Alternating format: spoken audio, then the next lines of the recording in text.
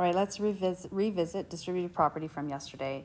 We were working with tiles in Polypad and in Desmos in order to understand how we would multiply a number times a binomial. So this is called a binomial here, so I'm just going to put my pointer on. So this 3 times 2x minus 5.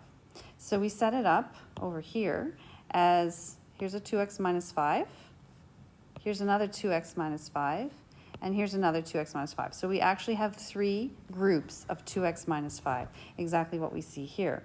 If we were to now rearrange those in order to simplify the expression, we would end up with something that looks something like this. So all I've done is rearrange it to get the x's together and the numbers together. So again, using my pointer, I had 2x here, 2x here, 2x here, and it became 6x. Negative 5, negative 5, negative 5, put them all together, and I have negative 15. So the final answer for this would be 6x minus 15. Now, today in this video, I want to make sure that we understand what's happening each time. Everybody was really good at this yesterday, but I want to give you a way so that you don't have to use the tiles if you don't want to. So really what's happening is we have 3 2x's, here, here, and here. And we have 3 negative 5's, here, here, and here. So that's how we end up with 6x minus 15. So if I were to do this again, let's try it in another color.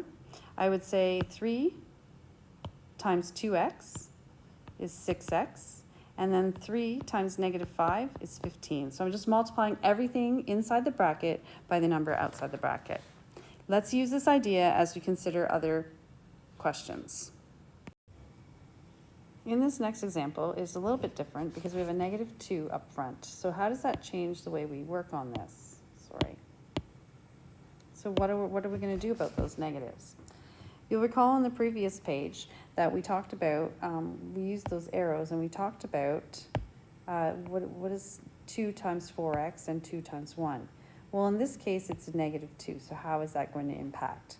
But what we're really doing is just multiplying. So I'm going to show you with arrows. We're going to do negative 2 times 4x gives me negative 8x.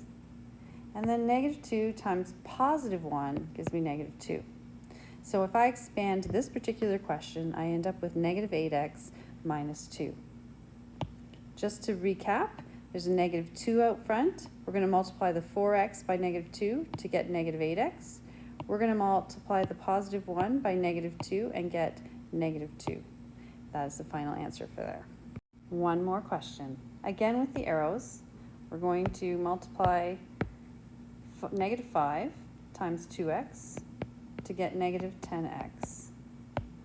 Then we're going to multiply negative 5 times negative, so this negative times this negative makes a positive 25. So you'll recall that our rules for multiplying integers, a positive times a positive is positive, a negative times a negative is positive, a positive times a negative is negative, and a negative times a positive is also negative.